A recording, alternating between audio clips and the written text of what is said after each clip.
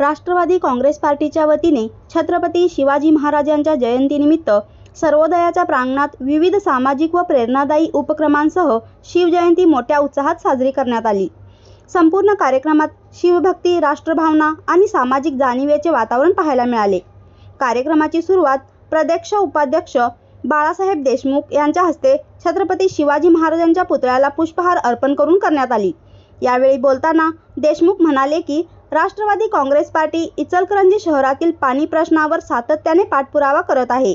हा प्रश्न कायमस्वरूपी मार्गी लावण्यासाठी पक्ष कटिबद्ध आहे। जनतेच्या मूलभूत प्रश्नांचे निराकरण करणे हे शिवरायांच्या स्मृतीला खरे अभिवादन ठरेल। पक्षाचे नेते इस्माईल संडोळे यांनी सांगितले की राष्ट्रवादी काँग्रेसचे सर्व कार्यकर्ते शिवनीती अंगीकारून रयतेच्या राजाच्या विचारांप्रमाणे रयतेच्या प्रश्नांसाठी आक्रमक व सकारात्मक भूमिका घेतील। शिवाजी महाराजांचे विचार आजच्या काळात अधिक प्रेरणादायी असल्याचे त्यांनी नमूद केले।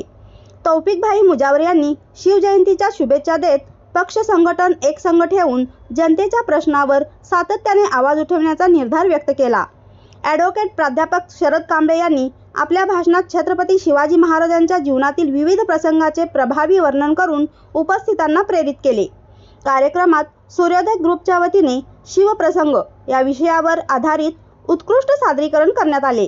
या प्रसंगी सिकंदर मुल्ला, अमीर मुल्ला, शगन जाधव, विनोद कल्ले, धनाजी डोईफोडे, बालाजी डोईफोडे, संदीप शिंदे यांच्यासह अनेक कार्यकर्ते मोठ्या संख्येने उपस्थित होते।